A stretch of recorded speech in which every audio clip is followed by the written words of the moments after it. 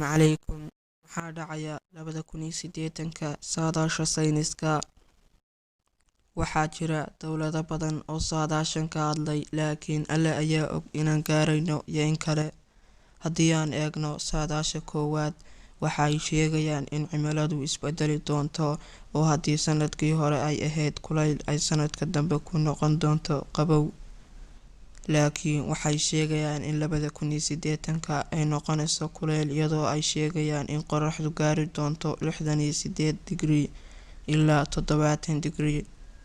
Marka labaad, waxay sheegayaan in dadka uu ku imaan doono cimri degdeg oo saacadu xataa ay aad u ordi doonto. Waxay sheegayaan in halkii saac qofka ay wax u kordhayaan, halkaasna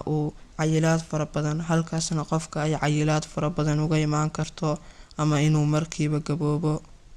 Marka saddexaad, waxay sheegayaan in dhulka aynu ku nool nahay dhagaxaan cirka kaga imaan doonaan, weliba South Korea iyo South Africa. Marka afraad, waxay sheegayaan in adduunku ku noqon doono sidiisii hore, ma jirayaan wax gaadiid ah, dadka waxaa gaadiid u noqonaya faraska iyo dameerka. Marka shanaad, waxay sheegayaan in dagaalo culus ay isku imaan doonaan, weliba dalal fara badan ay aad isku dagaali doonaan sida Ameerika, Yurub iyo Jabaan. Sidoo kale waxay sheegayaan in dalal badan baaba iyo burbur uu ku imaanayo, gaar ahaan dalka Jabaan.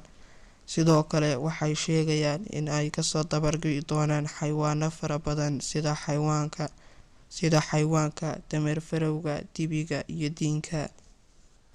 Halkan maanta waxaan uga mahad celinayaa dadkii channelka ayaamahan aadka u subscribe gareynayay iyo dadka ku cusub channelka.